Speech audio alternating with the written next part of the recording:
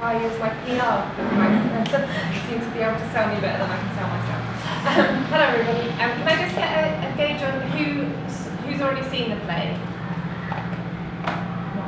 Who's going to see the play tomorrow? Okay, great. And has anybody read the play that might not see it? No, okay, fine. So I'll just start by giving a brief introduction to the play itself, because it's really part of the journey. So Rachel Corrie was born in Olympia, Washington, USA. I think that it would be a disservice to say an average American sort of upbringing, in that Olympia is known as a very liberal, very artsy part of America. I'm sure that the Americans on the panel can attest to that. Actually, Rachel's early education program was called an options program, which has a focus on arts and also understanding world issues from a young age. So Rachel's extraordinary sort of primary education started in this small town on this lake with the Olympic Mountains as a backdrop, learning about children in Africa who were starving, or learning about other world issues from a really, really young age. And I think that lit, she tells us herself in her diaries that lit a fire in her belly. And I think she had a sense of something global from an extraordinarily young age, and that's something that drove her through her life. So as Rachel grew older and went to college, she stayed in Olympia and went to Evergreen State College, which is, again, has a reputation for being very focused on arts, very liberal. I think Kurt Cobain went there. Did Kurt Cobain go there? There's a couple of sort of famous alumni that sort of, you go, of course they went to Evergreen State College. And when she was there, she started finding work in local activism and started engaging in the local community, and also found a group at the college called ISM, the International Solidarity Movement, who are a non-violent group of volunteers who work, especially at the time, working to prevent the demolition of homes in Palestine, in Gaza. And through that work, Rachel then felt compelled to go and be an activist on the front line. Sadly, that resulted in her death 50 days after she arrived. She was killed by a bulldozer, the bulldozers that were demolishing the homes, that's still demolishing the homes. She was standing in front of the bulldozer, and the real controversy comes from her death in particular, of whether the bulldozer driver could see her or not. And because of that controversy, and because she's American, that became a huge, prolific international media case. And what's interesting about that is because we'd be making a piece of theatre, you tend not to concentrate on the death of the character in the room. So actually we haven't even spoken about anything to do with that moment where her life came to an end, which is quite extraordinary, because that's what brought attention to this young woman, this incredible young woman's life. Rachel was also a prolific writer. She journaled a lot, and she kept in communication with the people at home a lot when she was in Palestine.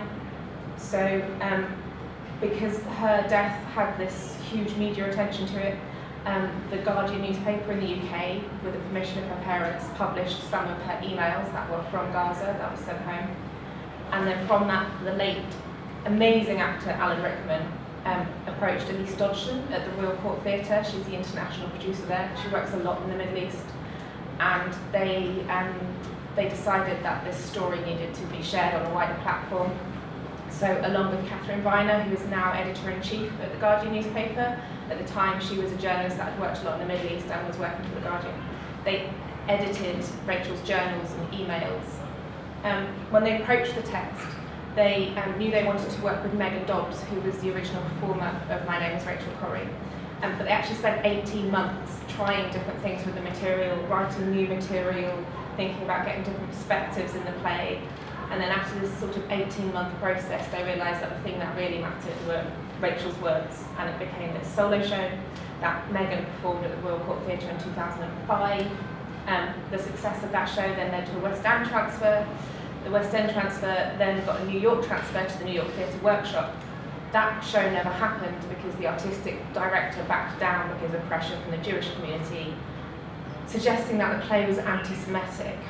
The play then did happen in New York at the Minetta Lane, that's right, the Minetta Lane Theatre, and I think that was a great success, and since which the play's been performed all over the world.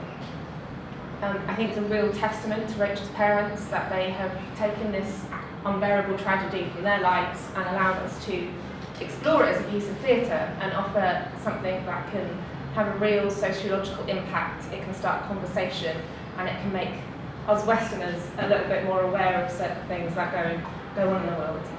So I'm very grateful to them that they allowed this to happen, and I'm very grateful to the whole team that's managed to make this production happen. It was a play I was aware of. I never saw the original production, but it was a play I was aware of, and it was, as a director, it was one of those plays in my pile of plays I must do. And then there was something last year in terms of where my work was going personally as an artist, and having come to Lebanon and co-directed King with Sahar, I knew that I wanted to focus on something that had more of an international angle. And so I said to Mark, I think this is the play I want to do next. I'd mentioned it to Claire. At the same time, we were having conversations, and we're still having conversations with the British Council here about work we can do in Lebanon, because King Lear was such a fantastic experience for us. There's a lot of work that sort of gets labelled as cultural exchange, but the exchange that we had on this project was so rich and so reaffirming in terms of what theatre can do, what theatre can be, that we were really keen to continue our collaborations here. So then Cindy Metzler at the British Council said that she really wanted to be part, or she wanted the British Council to be a part of this inaugural European Theatre Festival here in Beirut. Did we have anything on the table? So we offered her a Shakespeare, and we said, we're also developing My Name is Rachel Corrie. She took both to the European Union table, and the whole EU organisation said it has to be My Name is Rachel Corrie. This play is really important. It'll have a really big impact on the audiences. And what's amazing, and also the reason why it's so important to the British Council is because we stupidly voted for Brexit. And so Cindy and the British Council are having to prove to the rest of the European Union that we have a place in that conversation as British people, British artists. So this extraordinary convolution of sort of global events has led to us as a predominantly British company working with an American actress coming to Beirut and performing a show that is about this extraordinary woman's journey from America to the Middle East. So it's been an incredible experience, and I really hope that those that have seen it and those that do see it can really gain something from the experience. Well, we'll continue to have this conversation, and as I said, join in. I'm really glad that Rachel mentioned that, you know, two of our partners here are the British Council, and as I mentioned, Sahar is the co-director of the Theatre Initiative. So we're working with a number of departments and programs here, among them media studies and women and gender studies. This particular one, interestingly, we're the Center of American Studies, and we're working with the British Council, which is really quite wonderful to do a play, again, about an American with an actress from the US in Lebanon. So this is our international mission made manifest. Sari Hanafi? Yeah, thank you so much, Robert. When Robert suggested me to talk, I mean, I was a little bit hesitant, but because I met Rachel in Beit Sahur when she was trained to be a non-violent activist in 2003. So I follow, of course, closely the debate at that time. I adventured to talk, and you will see I have more relation than this to all this story. But I am a sociologist, and I don't want to adventure to make any film or play critique in front of Robert, Koros, Zena, Greg, my colleagues in media studies. They do nothing but this. So I In social science, we provide a boring analysis usually, okay? And this is why we do some graphs, I mean colorful graphs, to compensate our boring things, not to be bored. But I think I would like to stick to some view as sociologists and participant observation on the question of Palestine, and to deliver some thought. First, let me say what I love in the play, that almost half of it is not related to Palestine. Is telling us how we come to be interested in Palestine. It's everything but what the media often portray who are the supporter of Palestinian cause, and channel it through fanatism, eccentricism, sometimes anarchism, in a sense of not in a political sense of anarchism, which is very important, but in a social meaning. We see a trajectory, intellectual trajectory of Rachel, how she comes from her presentation in grade 5th in the school. We see her body language beyond the text, how she is. She has this humanistic view. How she will how she see the globalization as something to redress what is going on, or this neoliberal globalizations, and the responsibility, the ethical responsibility of the individuals, that we can do something. And I think this is why, if historically the position vis-à-vis Franco was a gauge of being human, or having this humanistic ethos in the 50s, I would say Palestine is really the gauge, since specifically the mid 60s until today. Okay, it's a gauge of what the meaning of questioning the neoliberal order, what the meaning of being in late capitalism, on this savage world about colonialism, but also I'm very connected this about the vision of what society we wanted. I would extrapolate a little bit. I would consider today the position vis-à-vis Syria, and not necessarily, I mean, to be with the opposition or against the opposition, but there is a human rights issues in Syria. I mean, it's also a gauge of humanity, a gauge of what the meaning of the universality of the human rights, and unfortunately we see that some of the leftists worldwide and in the region, that they succeed in the test of the gauge of being supporter of Palestinian cause, but have so much trouble to understand what the meaning of protracted regime who use the torture in a systematic way, in a way of dealing of any subjectivity, political subjectivity. So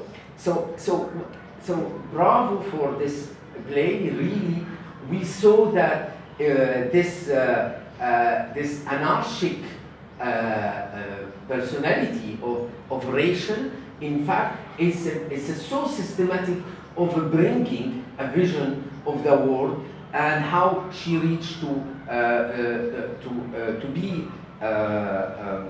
come to Palestine, and specifically to Gaza. And I will tell you something, that actually Gaza is not often a popular place for the ISM, International solidarity movement. This is, if you like, you have an umbrella organization, and the branch chapter is in Beit Zahur. They deal with international activists. Not all international activists. They have a niche, Anglo-Saxon niche, if you like. There is a French niche, an Italian niche, go not through this organization. But what I will try to say that really West Bank, the holy place of Jerusalem, I mean, make many activists would like to stay in West Bank rather than in Gaza. So it's already an extra gauge, an extra sense of responsibility of Rachel that she went there. So I have 2 points about the play, and then I will say something about what the meaning of being a member of ISM or this kind of activism. So the second point is it's very interesting that all these conversations with her parents. Okay, so we see Rachel, I mean, negotiate with and I like all this. I mean, I was surprised.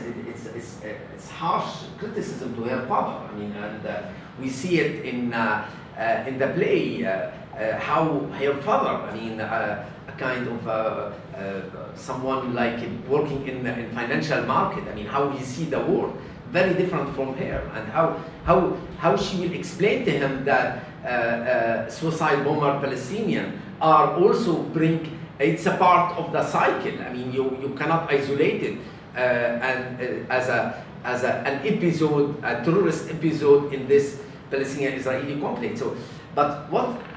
So we are lucky to have all this diary and email exchange. But it reminds me my exchange with my parents, because I came to Lebanon. It was my second time. During the Israeli invasion in 1982. So I was, in that time, a student in Damascus University doing civil engineering, nothing to do with sociology. You see, more boring than sociology. Okay, so I came and I have a long conversation and 24 hours of negotiation with my parents in the refugee camps. I grew up in Yarmouk camp in Damascus, to convince them why I should go and leave. And it was in the time, I just remind you, it was the exam time for Damascus University. So I lost 1 semester to go and stay 2 months during the invasion. So it was almost the same conversation, not about why Palestine, but is a kind to say why you. I mean, those who fight they are not intelligent like you. I mean, going to civil engineering. Look, I mean, my dad told me, look to Fidaiyin, look, because they have nothing to say, to do, they become Fidai, something very nasty. And I am sure he is saying this, it's not because he is convinced, but he tried to use all the different arguments to prohibit their son to go to Lebanon. So really, I found so genuine this kind of exchange, and you can find it in different contexts. So now I would like to move to my third and last point, to disclose for the first time in my life that I did a survey about ISM, okay? And against all what I see some of my students who took my class on graduate research method, where I say, no censorship, you would never, I mean, you have ethics of responsibility, how you deliver your data, but you don't censor your data, Okay, so against this overarching principle, if you like, yes, I did almost 72 interviews with a member of Solidarity Movement activists, French, Italian, British, American, mainly in this four. And I was very curious to know why. I mean, mainly about their motivations, why they are interested in Palestine.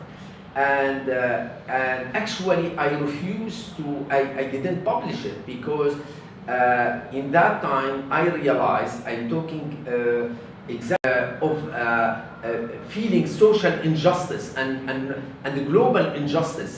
This humanistic ethos, or ethics of a humanity. I mean, to have this is very strong, and we find it among many, I would say, leftist group that they have politically in the left, where you find them coming to Palestinian issues.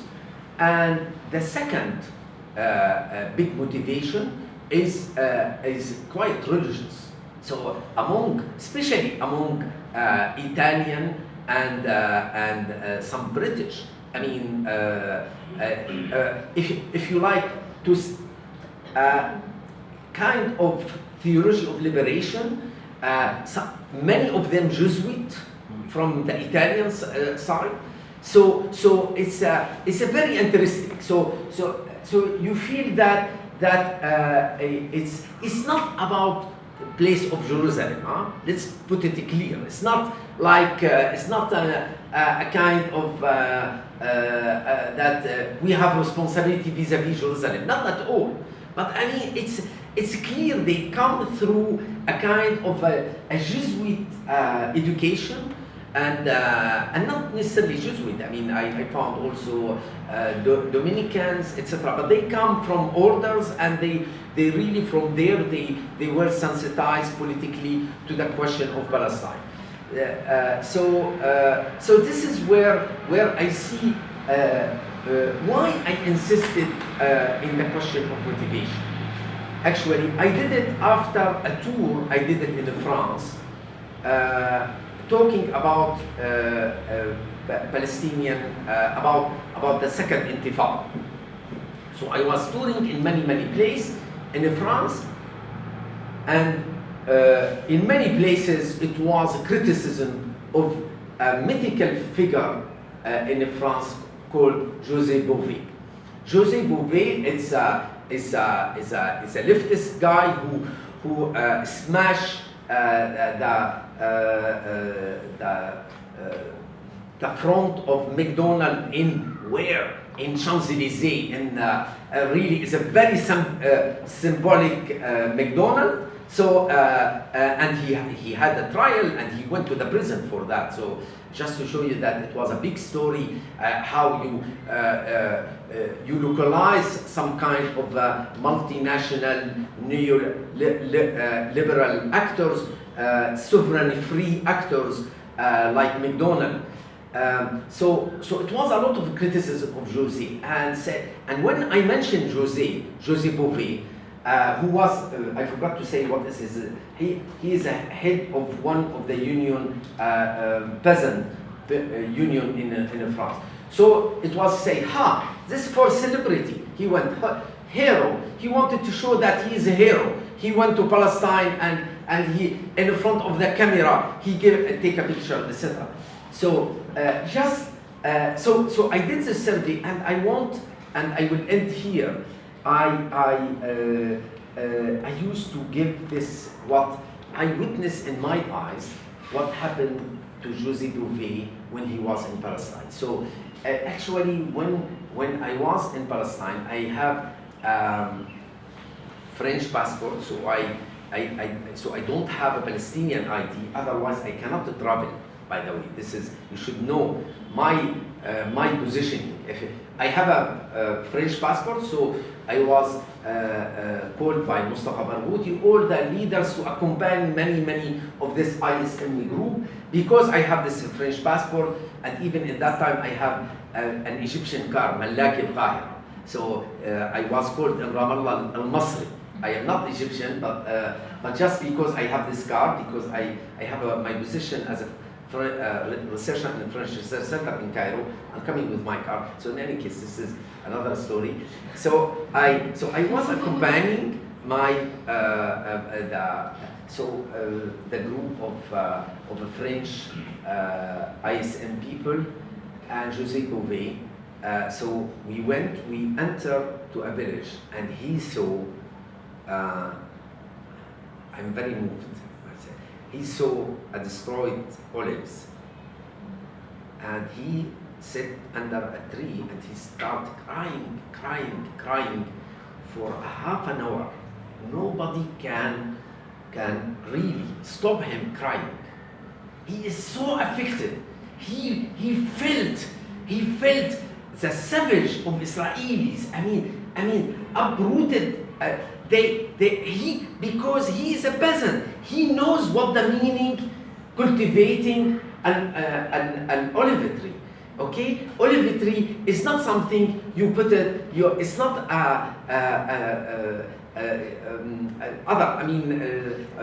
apple or etc. No, it needs I was conveying this image that this guy is not looking for celebrity, and many of them. I know Rachel lost her life, but I mean many of them, they lost something. There is almost the statistics during the Intifada. If my memory good, in 2005 when I left Palestine, almost 17 persons from ISM lost something. A hand injured. I mean, it was some heavy injury. So it's really. I mean, we should. This is why, and I will stop here. I cannot tell you. I mean, people here when I came here, so I take every year my student to Shatila camp, and always I have some yuppie Lebanese or etc. say, going to Shatila, going to Burj Barajni, etc. So I always telling them, they never ever touch. I challenge you, if anyone give me one example of a harm arrived to a non-Palestinian in a refugee camp, and specific any or international, because for the Palestinian the ultimatum, the utmost sense of really of solidarity is to come to visit them while they are in their plight. I stop here. Thank you. That was absolutely wonderful, and I can't imagine anything better for performers and for people who are artists and theater makers than to have this kind of insight. The next speaker, Sahar Assaf, also one of the many things that she does in her work is weaving together the social and political with the theatrical. Before I met her, she made a documentary film on female fighters during the Lebanese Civil War. Her most recent theatrical work, which I mentioned, is on sex trafficking here in Lebanon. She did a play about workers here at AB, and what she quickly discovered, along with the students and others who worked on it, was the invisibility of the people that create the infrastructure that allow for people's education. People simply took it for granted or didn't notice the people who make it possible. So this is woven into her work too, and one aspect of her work. So Sahar, please. Thank you. Just to attest to Sari's last point, I worked for a year in Ain Helwi camp, and I have to say I never felt safer. Yeah. Robert asked me to talk briefly about the limitations of documentary theater, since the play in discussion today is a documentary play, and I thought that's a nice opportunity because I personally am not only an advocate of this form of theater, but and a fan of this form of theater, but I'm heavily involved in a documentary play at the moment, and I thought that's actually a very nice opportunity to be to do some kind of self-evaluation and reflect on the kind of work I'm doing as I'm doing it, because sometimes a year later a reflection helps in a way but doesn't help in a way. So, and my first thought was, and I jotted down some thoughts that I love to share, maybe they'll give us a new insight into the discussion and questions for Rachel and Claire. And my first thought was, watching the play yesterday in Beirut, and this is the first time this play has been produced here to my knowledge. And for me, it's a very touchy play. Like I was moved. I read the play 2 years back, and I was moved, and I was moved yesterday. But at the same time, I know the story, and I don't need to be convinced, and I don't need, I'm very compassionate to the story of Rachel, and I see all the details. And this is one challenge, I think, of documentary theater, and I guess it also applies to other forms of theater, not only documentary, but maybe documentary I say because documentary theater usually have an agenda. So it's not art for art's sake, I would say. And that is, the kind of people that come see this kind of theater are usually not the people that we are targeting, not the people we would like, the people who avoid the documentary piece that we're working on are usually the people that we would like to see. So that's a kind of dilemma, and I remember reading some of the scholarship, because I gave this play to my students in 2006 while we were working on another verbatim or documentary play. I'm very now careful about using the word verbatim, but documentary, about the experience of janitors at AUB, and we used My Name is Rachel Corrie as an example of documentary theater. And I was reading that there was many demonstrations happening outside the Laureate Court, Jewish communities, and not going in before even seeing the play, before watching the play. They were just demonstrating the play and the story of Rachel Corrie. So that's one thought that occurred to me. Another thought is, the authenticity of documentary theater, because essentially we're working with true factual material or true material. Most, there's a spectrum of what counts as documentary theater. It's a big umbrella term. But in general, we use documents, we use reports, we use interviews with people. But at the end of the day, we're collecting these material, and then the process of editing, that mediation that we do as theater makers to put these stories on stage, maybe gets lost in the process of watching the performance.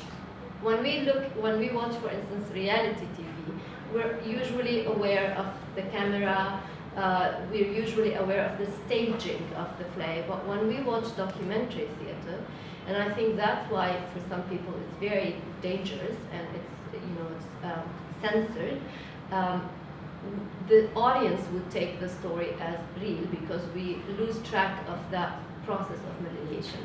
And at the same time, I think of documentary theater as a process rather than a product. So it's the process itself is what we can call verbatim, but the end product is not verbatim because it's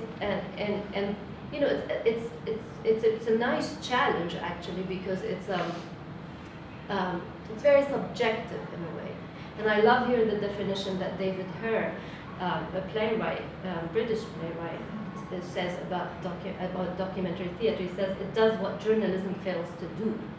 In a sense, it's a nice idea, because yes, it's true, it's not objective, but I guess that's the aim. It is subjective. When I'm collecting these stories and then I'm trying to arrange them, I'm telling a story of real people, but it also becomes partly my story now. Now, in the case of Rachel Corrie, I think it's also very peculiar, because usually when you're working in such a form, you're working with real people who are still alive. You've interviewed them or you've read their stories, and there's a chance for them to be involved in that process and to, you know, comment on it and even to change. When I did my work on sex trafficking, I would send the selected excerpts of the interviews back to the women I interviewed and to the journalists that I interviewed, and they would say, yes, okay, you can proceed, or maybe like add something or remove. So they're part of, you know, forming that content. But in the case of this play, I think it's very interesting also this idea that we're using the diaries. These are private material, and we're using the emails, again, private material of a person who is not with us anymore. So that distance, I mean, that's just a question. I'm just throwing up questions out there because I don't have answers. You did have an answer, you let us know. Yeah. Now, I think, you know, although I'm speaking here of limitations, but I couldn't but, you know, think of also advantages of documentary theater. And one of them is that documentary theater tells us relevant stories. And not to say that fiction kind of theater doesn't tell us relevant stories, but, you know, but sometimes what is pronounced in the interviews or the diary in this case, or, you know, the documents that we use in documentary theater is even more, would be more articulate, more pronounced than anything we could write. And we saw this yesterday in Rachel Corrie, in the text itself.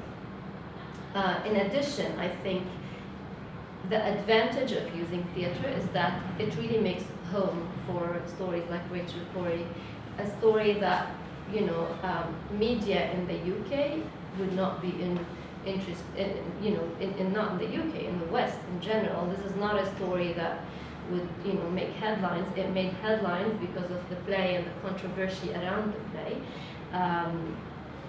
You know, but and at the same time, it gives us an answer to the question of the why. That's why I think it's superior to journalism, because, and as you said, Sally, like the first half or more of the play is not about Palestine. And this is very interesting because this is the part of the story that gets lost in the media.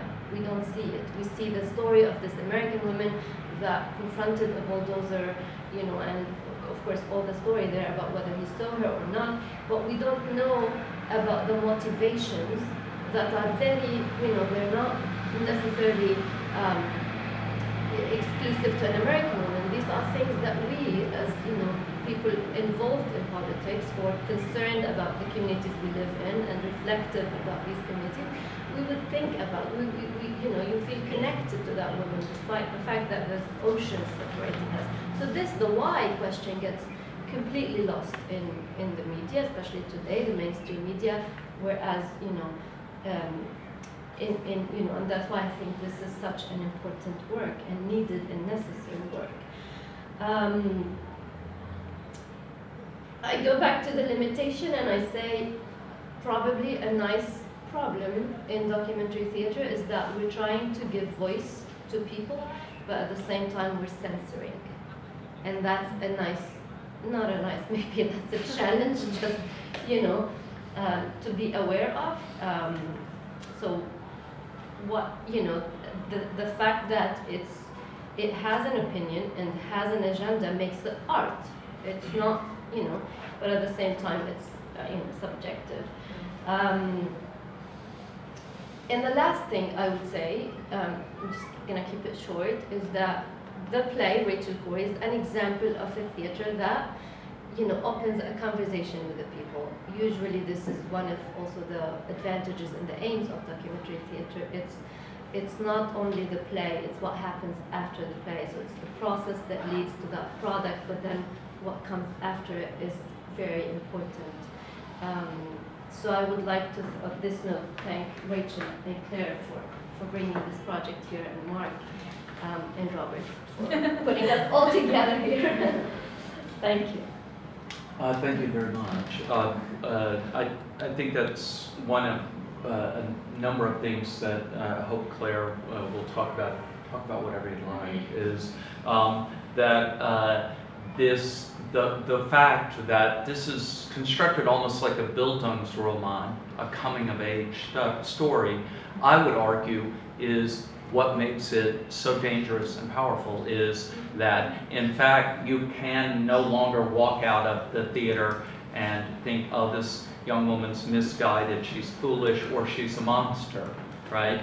And that becomes deeply problematic, though I completely agree that there were a lot of protesters who weren't interested, who already knew in advance, and whatever. And in fact, that's one of the reasons I think, you know, it's particularly interesting for a performer, is that you actually go through quite a substantial change, which every, you know, actor or performer, I think, you know, you have a trajectory, and that 1 hour and 45 minutes or whatever every time you go out and do it. So please talk about that or anything else you'd like, and we're so happy to have you here. Sure. I mean, Do you want to talk a little bit about what it's like? it's a little bit terrifying. It was a little. I don't really think about, like, do I get nervous about getting all the lines in my head, or, you know, the breadth of the material. But this time I was like, woof, this is a lot, and it's a lot to do. And just touching back on the where she comes from, leading to where she ends up, is interesting, because going through the first little bit over a third, almost half the play, she's in Olympia still. You follow her from she reads a journal from when she was 12. She experiences breakup. She experiences fighting with her parents, loving her parents, finding a love of where she comes from. And then all of a sudden it's like, now I'm in Jerusalem. And I was like, wait a second, like, where did that come from? I mean, the way the play sets it up, and the way that the journals, the huge scope of journals that have been compiled, you see this slow burn of this realization, this fire in her belly that something's not right, something has to change. And that there comes a point for her where that it bursts into the present, that bursts into the immediate and the need and the demand to do something that she saw was wrong, and that if she didn't do that, if she didn't go directly to Palestine to help these people who she saw at the utmost of suffering and injustice, then she is in fact a part of the problem, which is a voicelessness, certainly on the Western side of things, due to a huge editing of what we receive in the media and humanitarian groups being selective. But and as Sahar was saying, it's very daunting, I think I would say, to look at this huge scope of work, these journals. And there's a book of her whole collected writings, scribbles from childhood all the way through right before, like, probably the day, or maybe the day before the day that she was killed. And she's not around, and, you know, it's not something that you want to contact her family about and say, tell me all about what she was like when she was 10. You know, that's not really appropriate, and it's not really applicable. So you just have to, and also someone's journals are so private. I mean, I'm not going to show my diary to somebody, let alone present it to strangers, you know, hundreds of strangers. That's bananas. So it's looking into the personality of someone, the soul of someone that they keep to themselves, which is private and vulnerable, and then figuring out how to turn that into a person that you meld with for an hour and 45 minutes, and doing justice to that person. I have to say, I felt a lot of responsibility to Rachel. She's here. She's a part of this process. These are her, not only do her words live on, but I do feel a certain presence from her work and taking on her words, and I felt a gigantic responsibility to still do. I'm still doing it. To be truthful to her, and to be truthful to what drove her and what her passions were. They're so important, and that is why this play exists, I think, is because those things need to be heard, and those things need to be felt, and those things need to be done by other people, not necessarily necessarily stand in front of tanks. We can't all stand in front of tanks. Maybe we shouldn't stand in front of tanks, but we should do something. We should be active. The ISM's big philosophy was direct action, and not violence, of course, but I think direct action, doing something, being an active person was this thing that built for her, which is really inspiring to take on. I mean, I feel I feel not worthy, I guess, is one way to put it, of inhabiting her shoes. I think they're rather big shoes to fill. But you do it with a club. Sure. You do.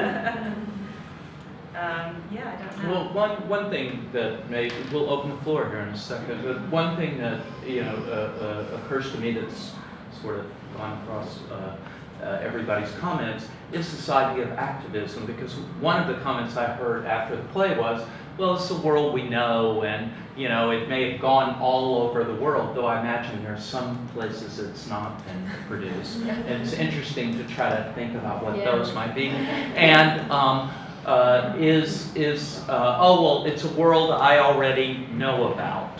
And she sort of can be viewed, and this is me extrapolating, no one said this, is that she's sort of a kind of Western do-gooder or whatever. What we've seen, though, I think in the discourse here is that she's an activist. The echoes of whether it's the French agricultural movement, liberation theology, civil rights movement. I, like Claire, grew up in Atlanta, but at a much earlier point in which the civil rights movement depended upon people who are about 20 years old not listening to their parents, right? Their parents told them, don't do this. Well, in other words, if everyone is going to refuse to sacrifice, then you will not have change. You will not have a movement.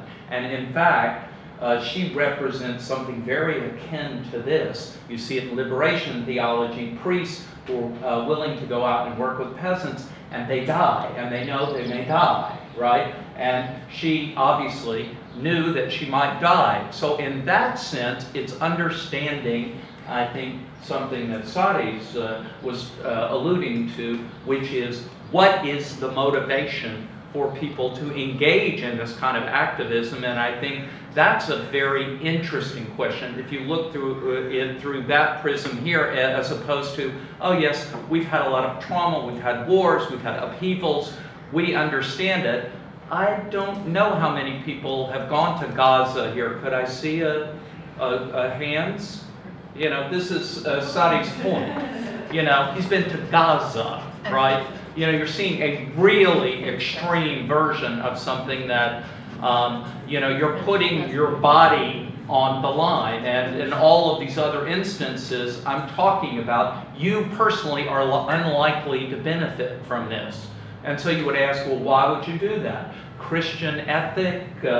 What would drive a humanism that's, whatever. This is why she becomes a very interesting character. She's not likely to benefit from this. She doesn't know she's going to die, right? But the pathos of her story comes from the fact that, of course, she does. She knows she might, and she does. So that's the activism, it seems to me, is one of the sort of key threads.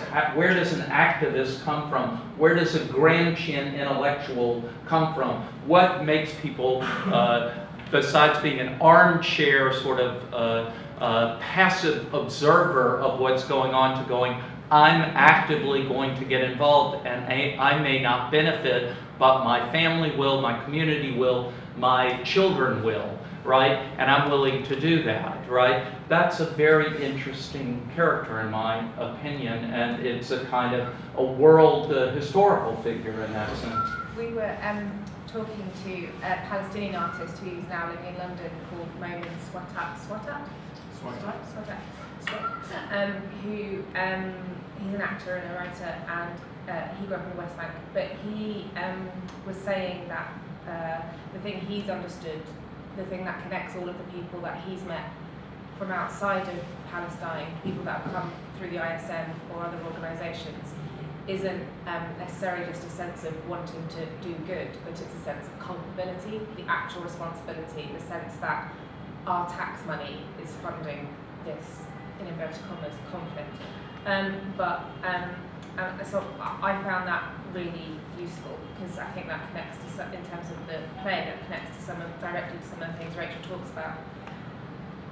But also Kath Viner, when I spoke to her just before we came out, one of the editors of the text, she said, she asked me if I'd been to Palestine, and I said no, and she said to go to Palestine is to understand Rachel. And I think that's really important in terms of once you're there, and Rachel says it herself, nothing can prepare you for knowing what it is like until you are there.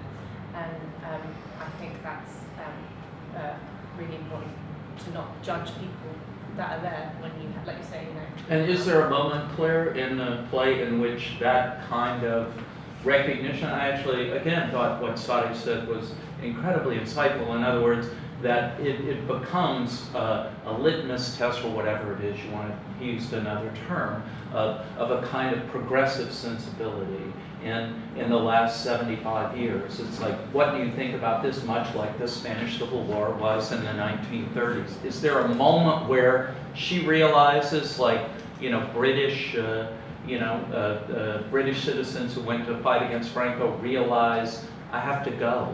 This is my fight too. This is my battle. Yeah, I say that comes pretty early on in the play. Actually, she has a lot of connections of anti-war global justice activism based in Olympia, and of course contact with the sort of ISM folks who were based there or had come back, or were from the school and then came back as well.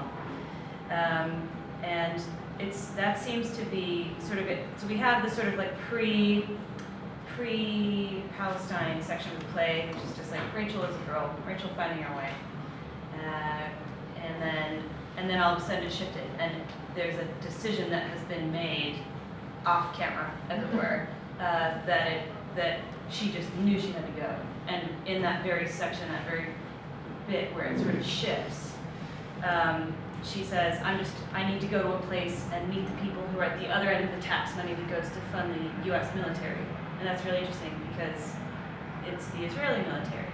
But if you trace the bulldozers back, and you trace the guns back, they are not from Israel. They are from other militaries in other countries. A lot of stuff from the United States funds its way there. So, and what funds the US military is US tax money. So she understood this sort of chain reaction of what happens when you pay tax money and you don't have a choice, and it kind of just goes where the government wants it to go. We might have a border wall. Cool, I don't want to pay for that, you know what I mean? And I think Rachel understood that deeply and fundamentally, even on a sort of commercial, capitalistic level, before she went. And then I think once she got there, she, as Rachel was saying, was sort of overwhelmed by how true that was. Well, it's fascinating. This border wall question is fascinating. A lot of Americans, I say this as one, they're able to get it when it's with Mexico. Oh, that's terrible, for whatever reason, they don't seem to be able to make the next step. Okay, so the next step is whatever. It's sort of like, well, it's us. I have a direct stake in this, right? Please, we'd love to open it up. We're, obviously, there are a whole range of things we could talk about. I think what Sahar raised about documentary theater is fascinating. I think, where does Palestine stand in this moment of the rise of the right wing? That Sadi mentioned. Now we're watching one after another government become extreme right wing, and we're seeing Palestine more and more marginalized. Mini Trumps. Mini Trumps. He's interested in the Trumps. I'm interested in mini Trumps. Yeah. Many or mini? No, mini. Yeah. This is what I was saying. Yeah. Mini Trumps. Well, both, unfortunately. There's a Brazilian election on Sunday. So, are there questions? We'd love to have Question? Yes, Omar. Hi. Please just come up here and say your question into the camera, okay? Because, you know, as a Palestinian and as a person who really believes that the arts can spread and improve the situation, I feel like it's important to bring it here to the Arab region as well, because yeah, it's important for the West to see it, but as Arabs, there's a lot of us, including me, who didn't know a lot about the situation and a lot about how things are. But my question is, you know, like the issue that it revolves around, like there's an essence of fear and hope, and the words that in the play itself reflect that, but I feel, you know, as a director and actor, you need to kind of push it, or like I'm trying to ask, what are the touch points that you focused on to kind of bring that essence out, and like you said, once you're there, it's completely different. Like you really don't know how it is when you're there. So how are you able to show that to a countless number of audiences, you know, here and in the West? Sure. I'll start and then you can probably say something much more interesting. I think that it's fair to say that we both found the process challenging. It's unusual to have a text that hasn't been written for performance, which is something you alluded to and connects to some of the things Sahar is saying. And at some point, I think we realised we needed to be brave enough to make friends with Rachel and acknowledge her presence, but also really focus on our job as theatre makers and try and pull out as much of our usual process as we could, so that we could end up with a piece of theatre. And it's a real challenge because, of course, the most important thing to us is being sensitive to the fact that this is a real story from a real human, and there's a lot of responsibility with that.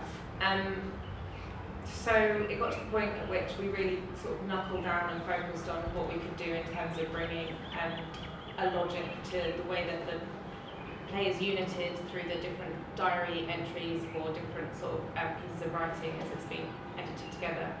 And also using some of our usual techniques, sense memory exercises, that sort of thing, to try and identify what's going on with the character at that point.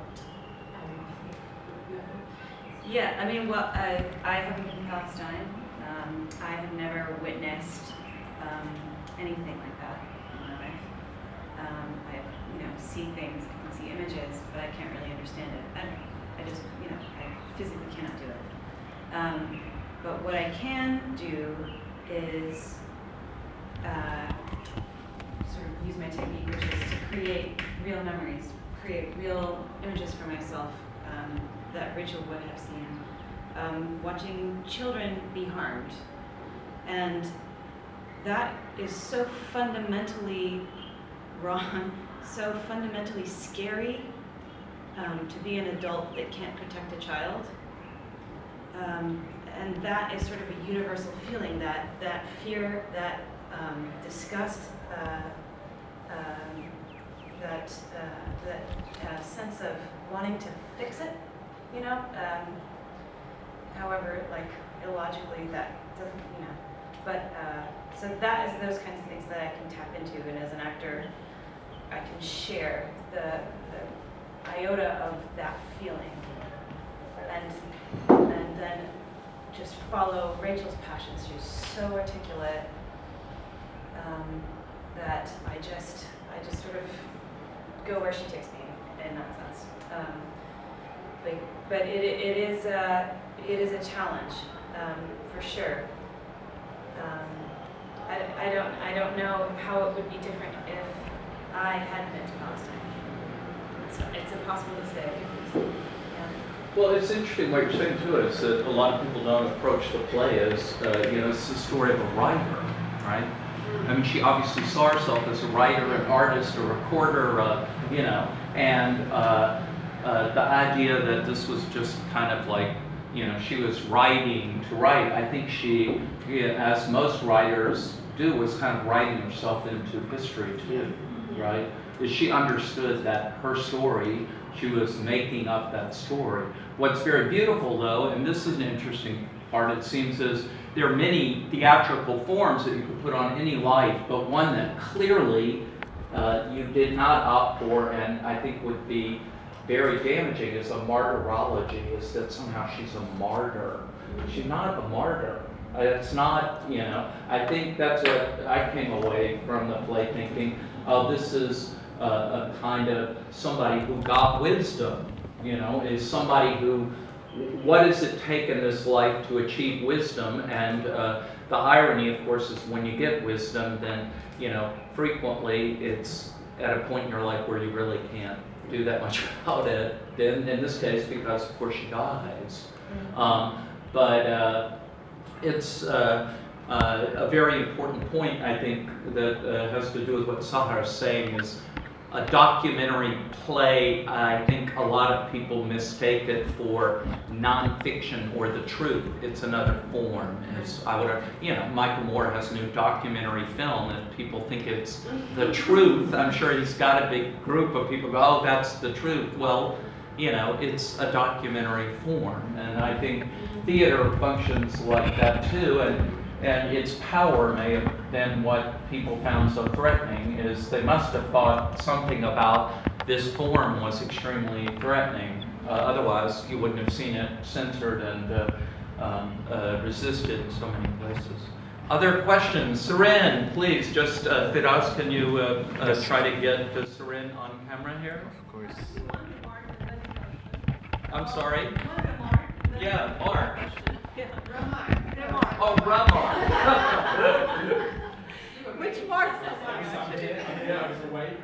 Martine. Yes. This is about really an interesting comment that you made in relation to martyrdom, because actually in Arab American writing, for some of these poets, she was represented as basically someone who was wrapped in the flag of Palestine without any washing, any of the rituals that usually, you know, non-martyrs would have to go through before they're being buried. Yeah. So in that sense, there was a transformation, there was a reappropriation of this figure and somehow a rewriting of her story. Right. Now the question is really associated with this dilemma of the representation of violence in art. So, and my question is actually related to the choice of scenes to represent her story. Are there any specific moments that you felt were either beyond representation or would be diminished by representation, that you had to just allude to them without really putting them up front there, you know, out there?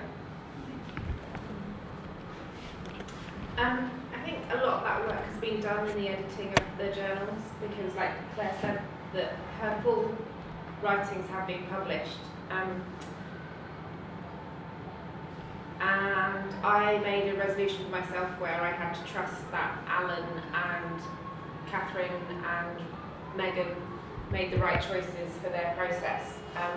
There have been criticisms about some of the editorializing from the entries, but as you've said, documentary theatre, and as you've said, is still subjective, and we have the material we have.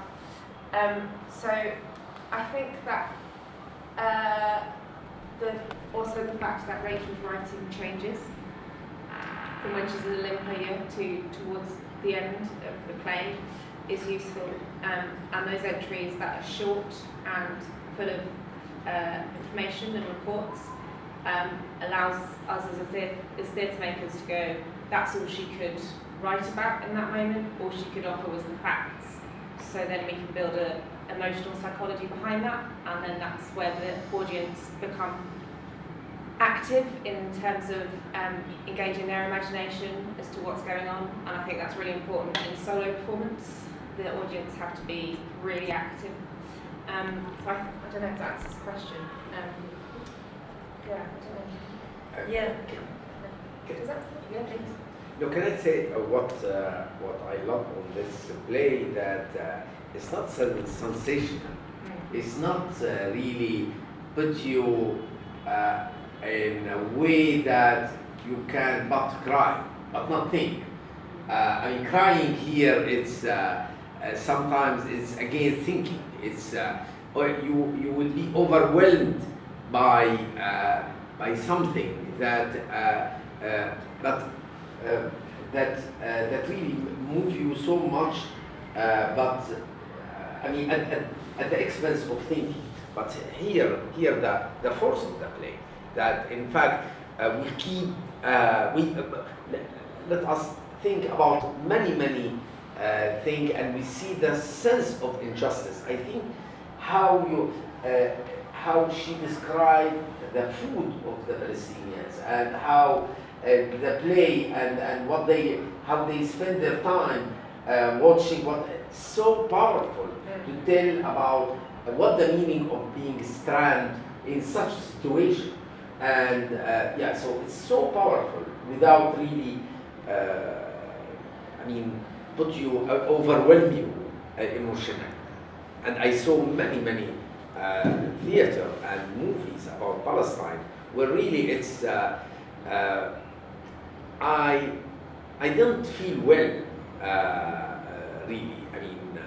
I mean I think especially when I see from the vantage point of this region where the violence is everywhere, art should really maybe showing us this violence. I mean, we don't want social realism. It's every So I think there is a responsibility here for the art to emancipate us from vulgar reality. Well, if I understood Sarin's remark correctly, sorry about that, Mark. One of the questions inherent, or issues inherent in it, is one of representation that we're seeing repeatedly come up, like whose story gets told.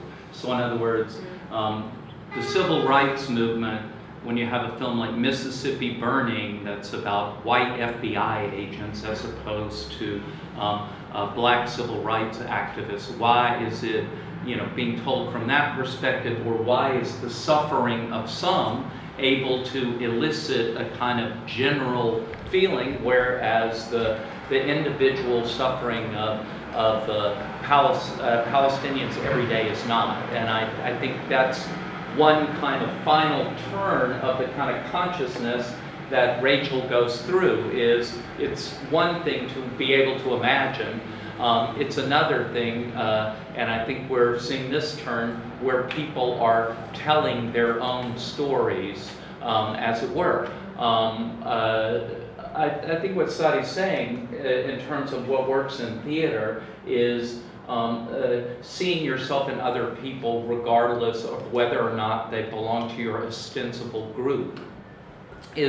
And it's a sort of humanistic question. Is there a general humanism? I think Claire alludes to it when she's talking about children. I mean, it's also a sort of Stella Adler technique, pardon me if I'm simplifying it, but it very much is. It's seeing that story in your story. And theater is one of the media that does this best. Is that's my story, whether the person belongs to your gender or ethnicity or sexuality or whatever, that's my story. That does not obviate this question of representation, though, and it's a huge and important question of whose voices get heard, what gets disseminated. But again, this was one that was suppressed too. This was not like people were like, oh, this is great, let's tell this story. This was a story that was very, very actively suppressed, right? People didn't want this story, certainly in the United States, and I know this firsthand from my own whatever. They're against it, it's trouble. And then you have to ask why that is. And it looks a lot like the freedom riders who went to the American South, yes, they were basically, whites from the North who went and participated in the freedom rides in the South or whatever, but that is as dangerous as anything else, right? It's not that their suffering matters more, it's that once you get solidarity of that kind, that becomes this political force very frightening to people. On our first evening here, we were just off Hamley Street, and there was an older gentleman having a cup of tea outside, and we got chatting. And within 3 minutes, we decided to solve all the world issues. But he said to me, the day that we stop operating with money, the day we'll see peace in the world. So, The way, sorry, again? the day we stop operating with money is the day we'll see peace in the world. So. Well, it's interesting she links it to capitalism and to neoliberalism, and it's very interesting when you have these questions of whether it's identity or other sorts of political questions. What is generally absent are questions of class, social class, capitalism, the economic system. Usually, sometimes they happen hand in hand, but it's fascinating how it's almost from the beginning that her getting of wisdom is her recognition at a very early age of a kind of class privilege that she has. I find that quite fascinating.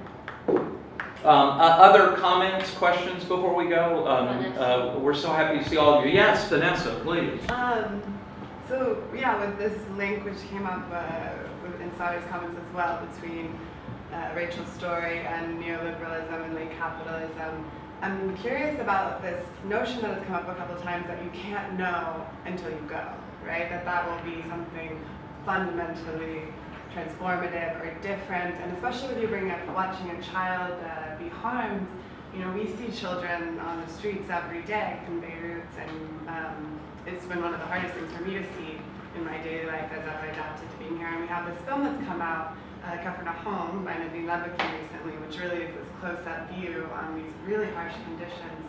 And so I'm just curious if I think it's a debatable point whether you need to go in order to see whether there's something there. It could be a litmus test, and that it's for humanism and progressivism, your position on Palestine at this moment.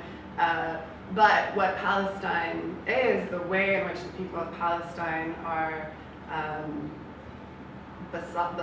totally mistreated, and the extent of the injustice against them is not something that's absent from so many other spaces throughout the world. So I'm just wondering if we could discuss that question a little bit more, because I think when it comes to direct action, to think that to go there is the place of direct action is another way to keep on not doing anything about the children that we see in Lebanon, about the issues that we have in all these other places, which could still represent, doing what your parents don't want you to do, but in a lot of different spots. Can I say that we should analyze. There is a difference between taking, for instance, what I do, taking my class every year to a camp where I feel when we discuss it in the following session, that it's a little, for many of them, this visit is transformative. I mean, we didn't realize. I mean, we live here. But I am from Rayim, next to Shatila. I mean, no way. I mean, it's just 5 minutes and all this misery there. I mean, so you have this function of this.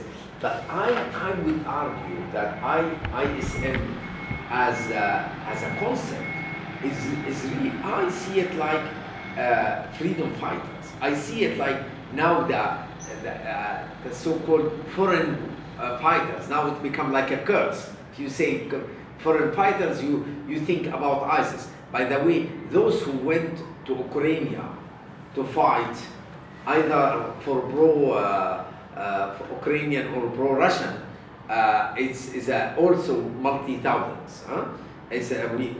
We curse. Every time we think about foreign fighters, we think about ISIS and etc. But I mean, it's ultimate sense of altruism and go to action. And I will tell you, the Palestinians, they would have never been able in the years of the Intifada, and I would say until today in many areas, to harvest their olives, their plant without the presence of this from. They are a very important witness. I mean, so they are very instrumental. So it's not only, we should not see with this act of ISM, specifically this ISM, just as to know better the Palestinian cause or sensibilize better about this injustice, political injustice and colonialism, but more than that. Well, any final comment? I'd also like just Rachel and Claire to let you know about the place tonight at Masra Madina, again at 8:30 for those of you who didn't see it. Sure, we'll get one more question from Greg. And then on Saturday, it's Zukak at 5 p.m. Zukak at 5 p.m. on Friday, Saturday at 5. Okay, right. Okay, so Greg, That was an extremely simple question. Well, extremely straightforward question. Is it a conscious decision on your part not to go to Palestine? No, it's just a practical one. We have been talking about this show for a couple of months, and I've been doing other work as well. It's just not something that I could do before doing this show. It was definitely practical considerations, and then I worry about, I think the easiest way for us to get there is through Tel Aviv, and I don't want that to prohibit me from coming to Lebanon. So, yeah. But believe me, you can make a big case even to show it in Tel Aviv. And I'm sure you have some radical civil society actors are ready to fight for you to present it there. And I would say, really, this is the most important two places to present inside of Israel and in West Bank and Gaza. I mean, so I encourage you strongly, really. There has been a performance in the West Bank. I think an Iraqi actress performed it. Yeah. And it was in Arabic. With the translation that was used last night. Yeah. But By the way, the translation is need a lot of work. Sorry to say, but it's a very awkward translation. I mean, I was looking from time to time just Not to. theatrical, but it gives the meaning, I guess. Yeah, but when you translate interesting by Muthir in Arabic, I mean, What do you translate interesting as? Actually, had this conversation a lot. No, it depends on context, but I mean, مثير جدا. It's مثير للاهتمام. مثير has a very sexual connotation.